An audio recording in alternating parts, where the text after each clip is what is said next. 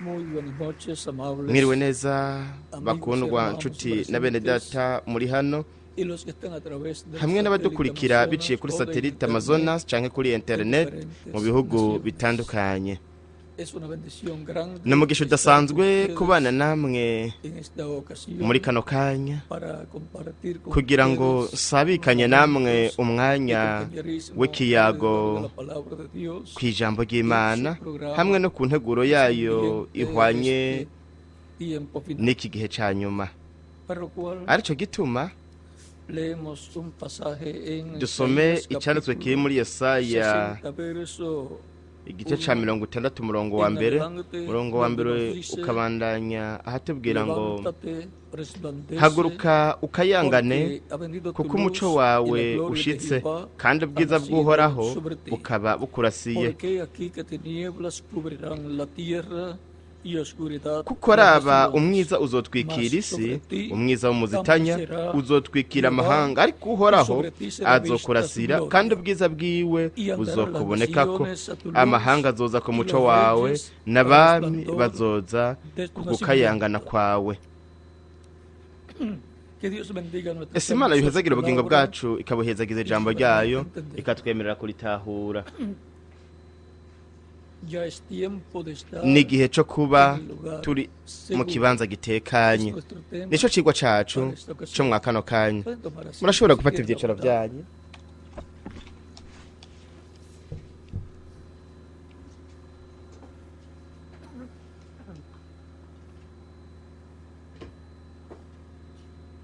Es importante estar en lugares seguros. ni ingirakamaro kuba mu kibanza gitekanye mu gihe cyose ikirenze iyo haba hatangajwe yuko haza hagiye kuza umwijima ngaha ku isi. Kino cyanditswe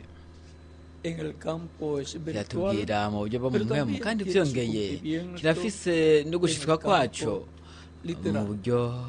mu buryo bufatika.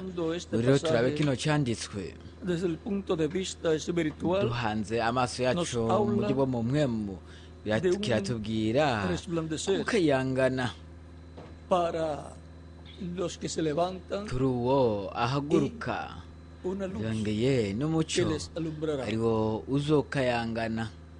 En el campo Mu buryo bwo mu espiritual mpemu encontramos turabona que Cristo yuko Kristo es la luz. n'umuco Él dijo, yo soy yavuze ngo ndi umuco w'isi el que me sigue, no umurikira andará en namba tinieblas, ntazogendera mas tendrá mu mwijima la luz ariko de la vida. azogira umuco w'ubugingo. San Juan Yohana capítulo mutagatifu 8, igice cy'umunani verso 12. umurongo wa 12. Siendo Cristo kuba la luz, Kristo ari umuco, esta luz iyo uwo muco que resplandece, ariwo ukayangana, esta luz que uwo viene muco uje es la venida del Señor, nukuza la cual k'umwami se cumplió 2000 aribyo años byashikijwe atrás en medio del pueblo hebreo. mu myaka 2000 irarenganye Esto concuerda hagati mu con ihanga ry'abaheburayo. Isaías Ivyo bihwanye capítulo na Yesaya 9, igice c'icenda versos umurongo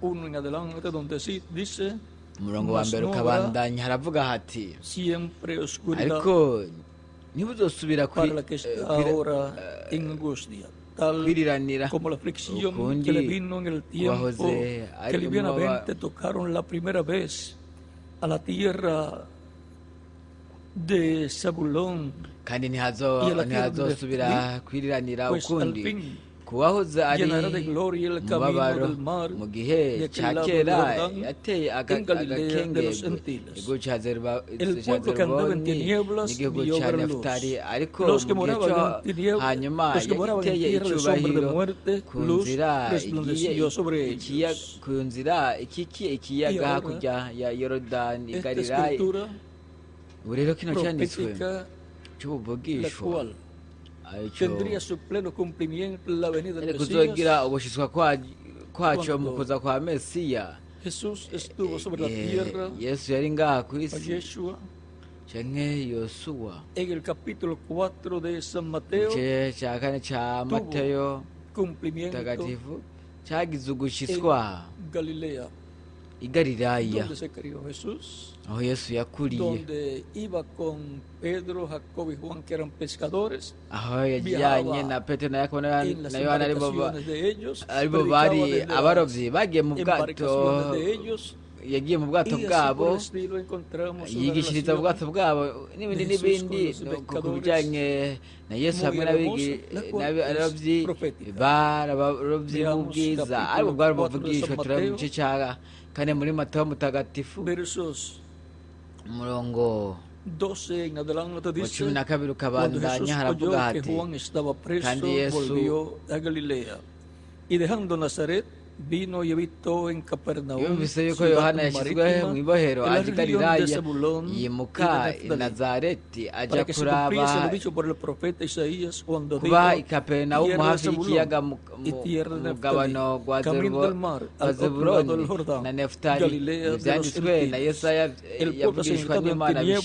bishitse vio gran luz, bishike y a los asentados en igihugu región de cya sombra de Zeruboni muerte, luz n'igihugu cya resplandeció, Nafutali luz les resplandeció. aherekeye ku kiyaga Y ahora, hakurya ya Yorodani i Galilaya Jesús y'abanyamahanga está werekeye predicando Yesu desde yariko aravuga la tierra de Galilea, avuga ubutumwa ese hagati territorio que mu gihugu constaba cya de unas cuantas Nefutali, ciudades, igihugu allí cye la luz kigizwe estaba resplandeciendo, y era que n'ibihugu Cristo, bingariro ngaho la hari luz umucyo del ariko mundo, urakayangana ni resplandeciendo a Kristo medida que umucyo el akayangana ministerio les mu predicaba gihe la palabra. ubukozi bwiwe bwariko buravuga Y ahora, burigisha ijambo rero dice, desde entonces comenzó Jesús a predicar y a aravuga decir, arrepentíos porque el reino de los cielos se ha acercado.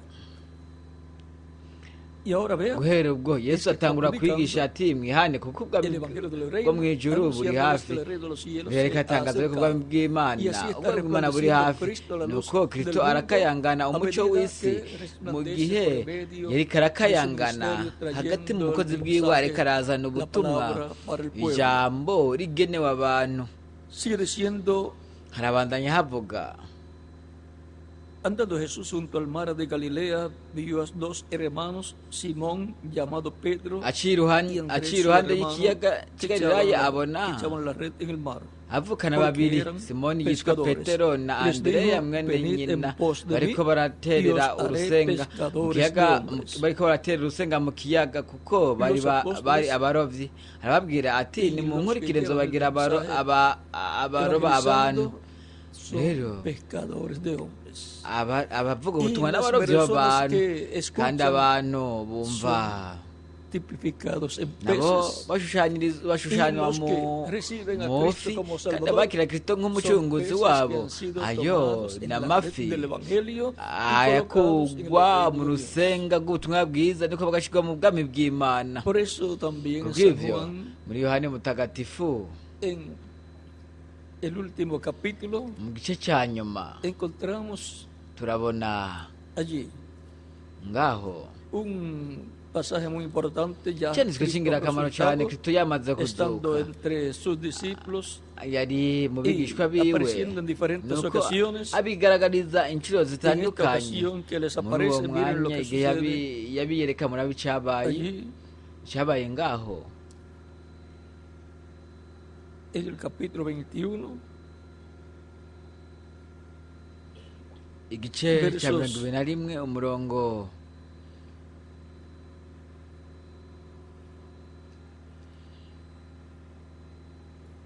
verso 9 en adelante, dice: al descender a mirongo icyenda tierra, ukabandanya haravuga hati verso 5 en adelante dice: umurongo wa gatanu ukabandanya en el haravuga capítulo 21 de hati San mu gice Juan, cya y les dijo: mirongo irindwi muri Yohane hijitos, mutagatifu haravuga ¿tenéis hati algo de comer? Le nuko Yesu respondieron: arababaza no. ati Él les bana dijo: hari icyo echad kurya la red a la derecha de la mufise barca y batoya hallaréis. arababwira ati muterere Entonces la echaron urusenda y iburyo ya no la podían ubwato sacar muraronka por la nuko gran cantidad de baraterera peces. ntibaba Entonces bakibasha aquel discípulo a quien kurukwega Jesús kuko amaba ifi dijo a Pedro: zari es isinzi el Señor. wa mwigisha Yesu Simón yakunda Pedro, abwira cuando yo Petero quiero el ati Señor, umwami ati se ati n'umwami Yesu la Simoni ropa Petero porque se había yumvise ko despojado de ko ari ella umwami y se echó akenyera al mar. impuzu kuko Y los yari otros gusa discípulos vinieron con araheza la yikubita barca mu kiyaga arrastrando ariko la red ariko de abandi peces, bigishwa pues baza mu no bwato estaba de kuko tierra, bari sino hafi como y'umusenyi 200 bari nk'intambuko sino como hari 200 nk'intambuko codos. 100 Al descender bakwega a tierra urusenga vieron brasas rurimo ifi puestas y un pez encima de ellas bafashe imusozi y pan. O sea, Jesús estaba cocinando, ni ukuvuga ngo Kristo Yesu y era por la mañana, arateka aramva hari mu preparando el gitondo desayuno. umwami ariko Jesús les arategura dijo, traed Yesu de los arababwira peces ati que habéis pescado. nimuzane ifi kuzo muhejeje supuesto, kuroba nta El nkeka fuego ya estaba umuriro preparado. wari wamaze gutegurwa Tenían que colocar ahí rero algunos pececitos para el yategerezwa desayuno gushyirwaho ngaho de oye todos. ifi kubwo ibifunguro byo gutenda ko gucaye cyo mu gitondo kuri bose. Subió Simón Pedro y sacó la red. Simoni Petero ajya mu bwato akwegera urusenga imusozi guzuye ifi nini ijana na 53 kandi naho zari zingana zityo urusenga ntigwacitse ifi 153 zari nyinshi ariko urusenga ntigwacitse. Aya mafi manini ishusho n'urugero ko batoranijwe ab'Imana igiye guhamagara muri kino gihe cy'iherezo.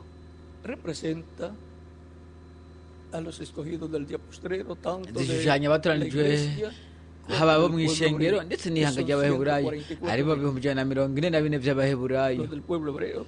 Mu ihanga ry'abaheburayo ni 144 12 bya buri muryango ku bana ba Isirayeli ndetse n'ishengero ntituzi igitigiri ariko azo ari benshi kuko byongeye hazoshobora kwinjira nabo mu miryango yacu. Les dijo Jesús, Yesu arababwira, venid, comed. Y ninguno de los discípulos se atrevía a preguntarle. Yesu araza yabira umutsima arawubaha y que no se atrevían a preguntarle. N'ifi nuko. Mira, no lo conocían bien. Nuko rero baramubajije kuko ntibamutahuye neza kuko mu mubiri wawe ubwiza haba harimo impinduka iyo nko mu muryango wawe cyangwa iyo nka wewe wamaze guhindurwa wari ufite nk'imyaka 50 60 70 cyangwa imyaka 80 igihe uzaba ufite umubiri bushasha ushushanya ku myaka 18 kugeza ku 21 abo mu muryango wawe bazovuga ati wipfuza iki. Sabe muchas cosas que sabía mi nieto, mi hijo.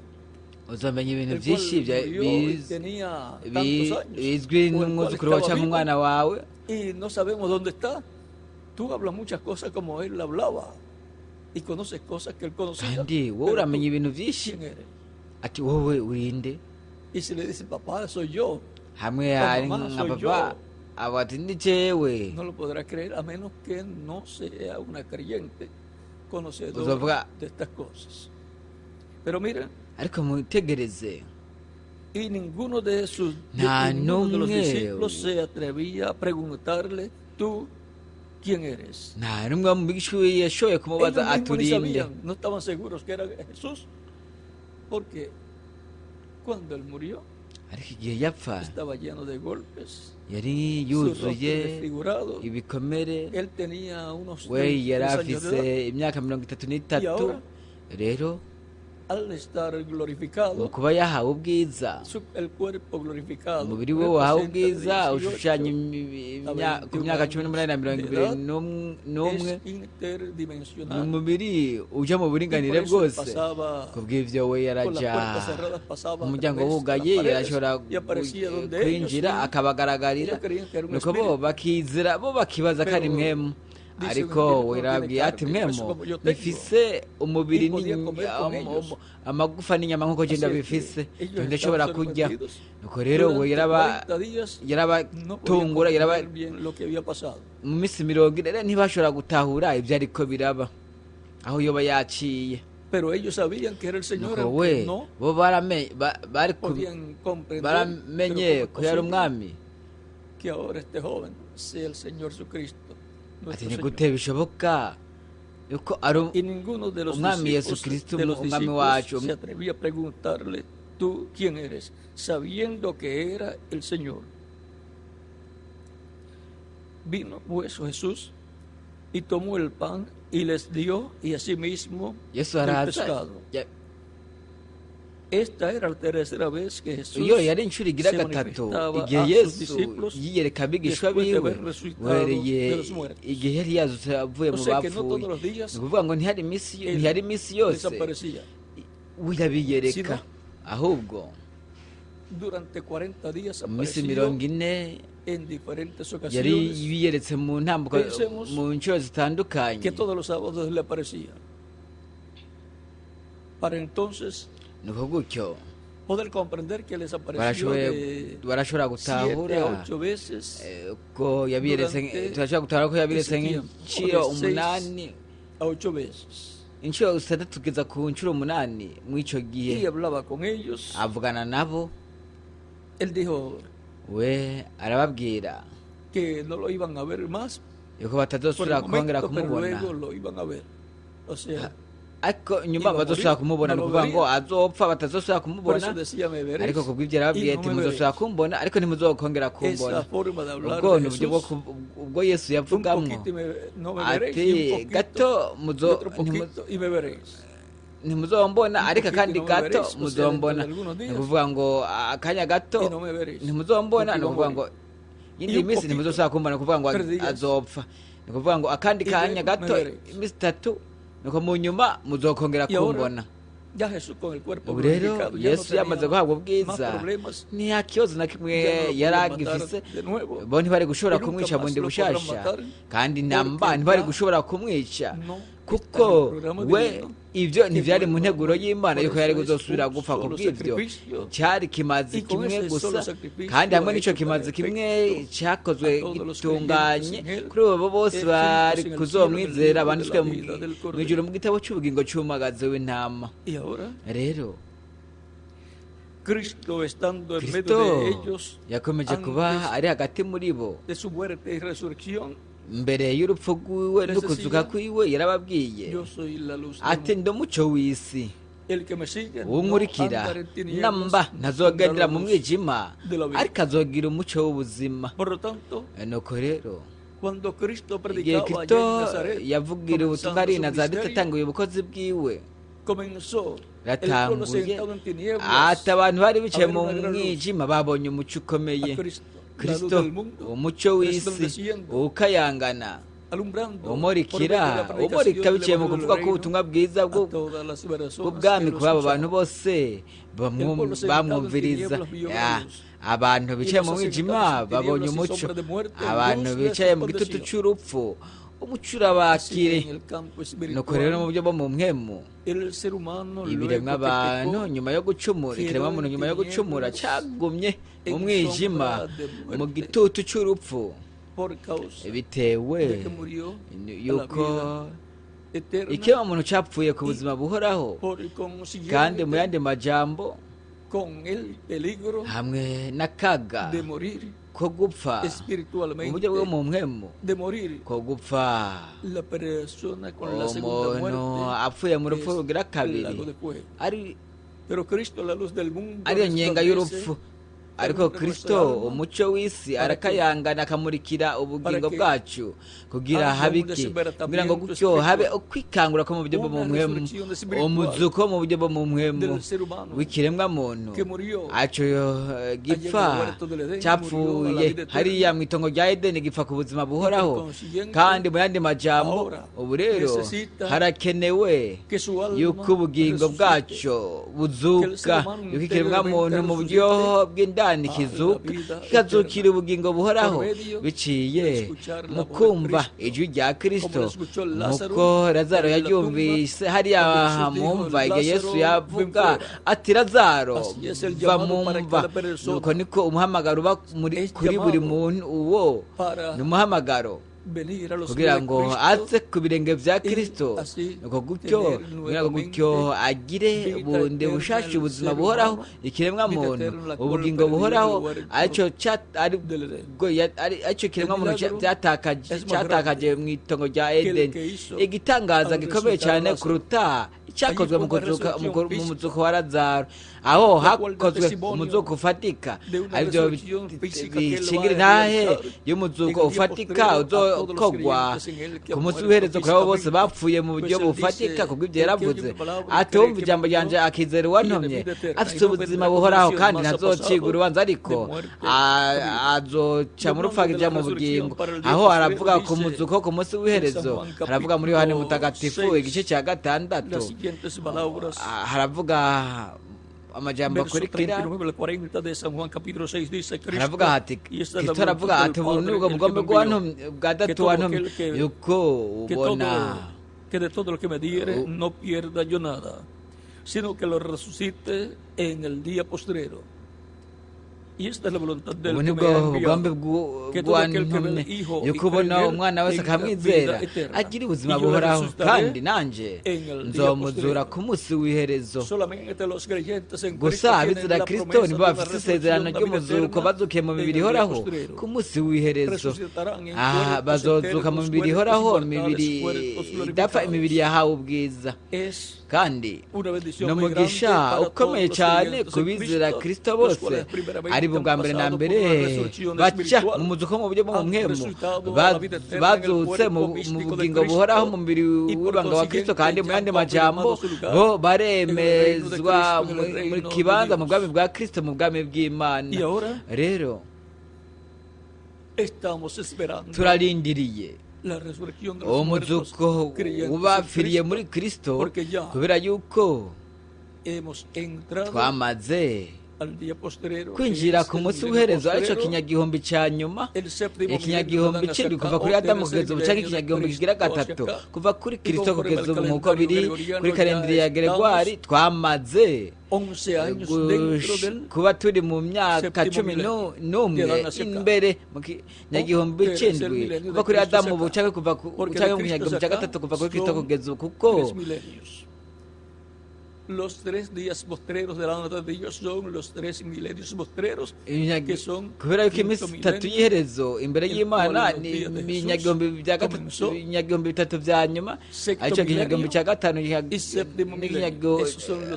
ariyo misi wereye mu minsi ya Yesu, inyagihumbi cya gatandatu n'inyagihumbi cy'indwi, ariyo minsi 3 ya nyuma, kandi vyongeye yitwa iminsi y'iherezo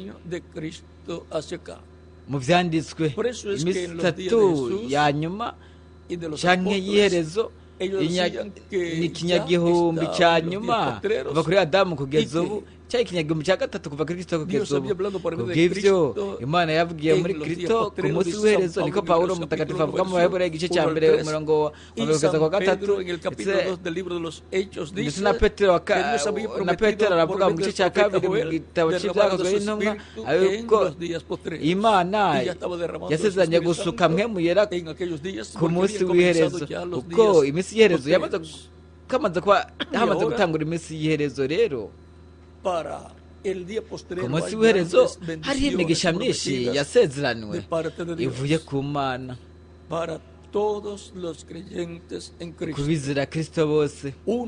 Umuzuko buri bizera Kristo bose bavuye mu buryo bufatika, bazukiye mu mibiri yahawe ubwiza, bazuke mu mibiri ihoraho idapfa ya gisore, ndetse no guhindurwa ko bari hari bazima, ndetse abarindiriye kuza k'umwami, guhindurwa kw'imibiri yabo, uko azohora batoranijwe ku munsi w'iherezo bo mu ishengero ry'umwami Yesu Kristo. Nuko rero muri kino gihe cy'iherezo harahamagwa ndetse hakanegeranwa batoranijwe bose b'Imana. Ijwi rya Kristo biciye mu kuvuga k'ubutumwa bwiza bwa Kristo barahamagwa ndetse rirahamagwa ndetse rikanegeranya batoranijwe bose b'Imana. Muri kino gihe cy'iherezo iyo nzamba y'ubutumwa bwiza bwa Kristo iriko iravuga muri kino gihe cy'iherezo, iriko iregeranya batoranijwe hakoreshejwe inzamba y'ubutumwa bwiza bw'ubwami kuri uno munsi w'iherezo. Nuko mu nyuma hazoza umuzuko bapfiriye muri Kristo bazukiye mu mibiri yawe ubwiza, ndetse no guhindurwa kw'abizera bose ari bazima bavukiye bundi bushashe mu mubiri w'ibanga wa Kristo. Kubw'ivyo rero ni ingirakamaro cyane kuba mu kibanza cy'umutekano. Mbega ikibanza cy'umutekano ni ikihe? Ni Kristo. Kandi mu yandi majambo, kuba muri Kristo mu mubiri w'ibanga wa Kristo mu ntambuko ihwanye na kino gihe ni ukuba mu kibanza kirimo umutekano aho abizera bazoronka ukuragwa ariko kuzoba ari ukucungurwa kw'imibiri ni ukuvuga ngo uguhindurwa kw'imibiri yabo abari hari bazima ndetse n'umuzuko wabapfiriye muri Kristo bo mu bihe bitandukanye byarenganye ndetse na bamwe bo muri kino gihe cyacu abamaze kugenda buri umwe wese mu bizera Kristo bo mu bihe byarenganye ari mu kibanza gitekanye mu gihe ciwe umubiri w'ibanga babaye mu kibanza cy'umutekano mu gihe cyabo muri Kristo mu mubiri w'ibanga wa Kristo mu mukuku w'umwami ubu rero twamaze kugera mu gihe cy'iherezo twamaze kugera mu gihe aho harangira kwegeranya ababura mu mubiri w'ibanga wa Kristo kandi hazoza umuzuko nuko mu nyuma habeho uguhindurwa ko hari bazima nuko rero turi buri gihe mu kibanza kirimo umutekano mu mubiri w'ibanga wa Kristo mu ntambuko ihwanye na kino gihe cyacu kandi uko ni kuba muri Kristo ushikamye buri gihe ukwizera ugushinze kuri Kristo namba ntutandukane ntuve kuri Kristo ntacyo bitwaye ibibazo wogira ariko ugume kuri Kristo wizeye umukorera iminsi yose y'ubuzima bwacu mukorera mu minsi y'ubuzima bwanyu umunsi umwe tuzohindurwa ntacyo bitwaye iminsi yohera cyangwa amezi cyangwa imyaka hazogera umwanya w'umuzuko wapfiriye muri Kristo ndetse no guhindurwa kwa twebwe abariho turi bazima igihe cyo kuba mu kibanza cy'umutekano cyaramaze kugera jewe ndi mu kibanza gitekanye muri Kristo mu ntambuko ihwanye n'igihe cyacu nkugize umubiri w'ibanga wa Kristo umucunguzi wacu igihe cyo kuba mu kibanza cy'umutekano cyaramaze kugera imigisha ya Kristo maraka busezerano yoba kuri mwebwe mwese ibe no kuri jewe vyongeye